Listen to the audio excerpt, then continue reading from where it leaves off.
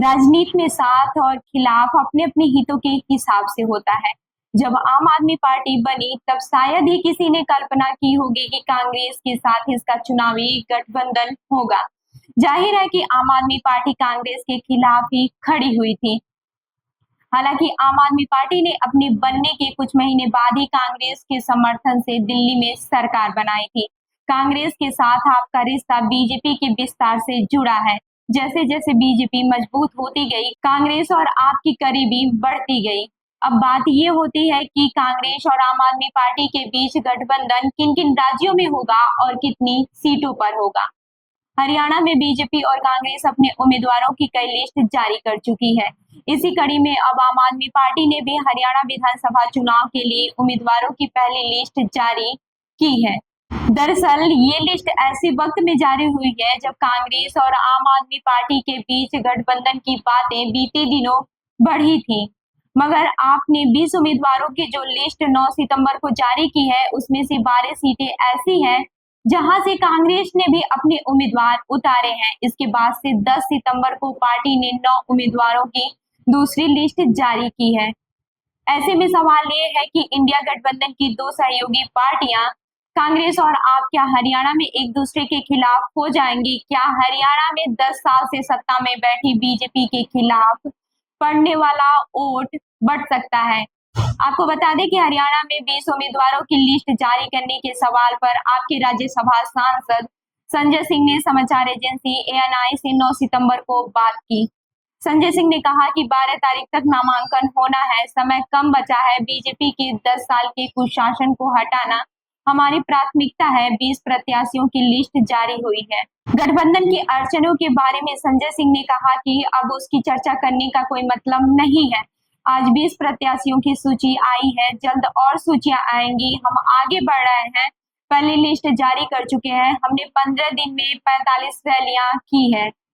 इससे पहले हरियाणा में आपके प्रदेश अध्यक्ष सुशील गुप्ता ने कहा था, मैं 90 सीटों की तैयारी कर रहा हूं। आला कमान की तरफ से किसी भी प्रकार के गठबंधन की कोई खबर हमारे पास अभी तक नहीं आई है। यानी हरियाणा में आम आदमी पार्टी और कांग्रेस अलग अलग चुनाव लड़ेंगे।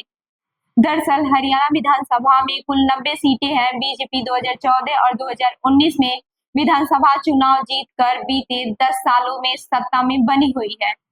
साल 2019 के हरियाणा विधानसभा चुनाव में बीजेपी को 40 और कांग्रेस को 31 सीटों पर जीत मिली थी। बीजेपी दुष्यंत चौटाला के साथ गठबंधन के कारण सरकार बनाने में सफल रही थी। इस बार के 2024 के विधानसभा चुनाव में हरियाणा में 5 अक्टूबर को मतदान होगा और 8 अक्टूबर को मतगणना होगी। वहीं 2019 से तुलना करें तो हरियाणा लोकसभा चुनाव में बीजेपी का वोट शेयर भी 58% से घटकर 46% हो गया है। कहा जा रहा है कि इस बार बीजेपी के लिए हरियाणा विधानसभा चुनाव आसान नहीं है।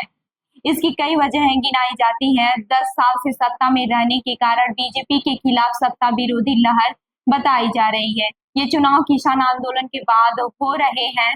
किसान आंदोलन में बड़ी संख्या में हरियाणा के किसान भी शामिल थे। किसान आंदोलन को लेकर बीजेपी के रुख की कड़ी आलोचना होती रही है।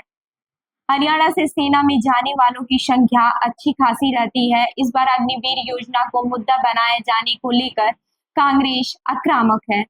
इसी को देखते हुए अग्निवीर योजना में मोदी सरकार ने कुछ बदलाव भी किए हैं ताकि चुनाव में होने वाले संभावित नुकसान को कुछ कम किया जा सके। इसके अलावा बीते साल दिल्ली के जंतर मंतर पर हरियाणा के पहलवानों ने तब के बीजेपी सांसद बृजभूषण शरण सिंह के खिलाफ धरना दिया था। इस प्रदर्शन को लेकर बीजेपी नेताओं के रुख को भी हरियाणा में अच्छे से नहीं लिया गया था। धरना दे चुके पहलवानों में से विनेश फोगाट और बजरंग पुनिया अब जब कांग्रेस में आ चुके हैं और कई नेता पार्टी का साथ छोड़ रहे हैं, तब बीजेपी के लिए ये चुनाव आसान नहीं माना जा रहा है। बता दें कि अरविंद केजरीवाल मूल रूप से हरियाणा से है। हरियाणा के हिसार जिले का खेड़ा केजरीवाल का पैतृक गांव है। केजरीवाल अतीत में कई मौके पर अपनी हरियाणा की पहचान को खुलकर बताते हैं। 2024 के हरियाणा विधानसभा चुनाव में अरविंद केजरीवाल की पत्नी सुनीता प्रचार कर रही हैं। इस प्रचार के दौरान सुनीता अरविंद केजरीवाल को हरियाणा का बेटा बताती हैं।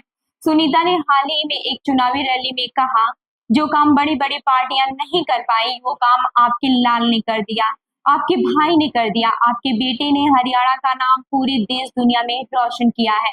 क्या आप सब चुपचाप बैठे रहेंगे? क्या आप अपने बेटे का साथ नहीं देंगे? जाहिर है कि सुनीता और आम आदमी पार्टी केजरीवाल को जेल भेजे जाने का मुद्दा बनाने की कोशिश करेंगे। हालांकि लोकसभा चुनाव 2024 में पार्टी को इस बात का फायदा नहीं मिल पाया था, न तो दिल्ली में और न ही हरियाणा में। अब सवाल ये है कि अब तक के चुनाव में हरियाणा में आम आदमी पार्टी का प्रदर्शन कैसा रहा है। लोकसभा चुनाव 2024 में हरियाणा में कांग्रेस और आम आदमी पार्टी मिलकर लड़े थे। हालांकि आप सिर्फ एक कुरुक्षेत्र सीट पर लड़ी थी। इस सीट से चुनावी मैदान में आपके प्रदेश अध्यक्ष सुशील गुप्ता थे। सुशील गुप्ता इस सीट पर करीब 5,13,000 वोट पाकर दूसरे नंबर पर बने रहे थे। इस सीट से बीजेपी के टिकट पर नवीन जिंदल जीते थे। बहरहाल आईएनएलडी और जेजेपी के प्रदर्शन भले ही लोकसभा चुनाव में अच्छा न रहा हो, मगर इनके होने से बीजेपी को नुकसान हो सकता है। सीएडीएस लोकनीति के सर्वे में भी हरियाणा में कांग्रेस के मजबूत होने के संकेत मिले हैं, मगर ऐसा नहीं है कि इससे बीजेपी के लिए बाजी हाथ से पूरी तरह निकल गई है। कांग्रेस, आम आदमी party, JJP, Azad Samaj party, INLD इतने राजनीतिक दलों के हरियाणा के चुनावी मैदान में होने से एंटी बीजेपी वोट बढ़ सकता है। बीजेपी 2024 के लोकसभा चुनाव में 46% वोट पाने में सफल रही थी। साथ ही हरियाणा में कांग्रेस के अंदर 2 गुट नजर आ रहे हैं, कुमारी बनाम हुड्डा। तो इस खबर पर क्या है आपकी राय, हमें जरूर बताएं। मैं रूबी आपके साथ और आप देख रहे हैं जनदर्पण न्यूज। धन्यवाद।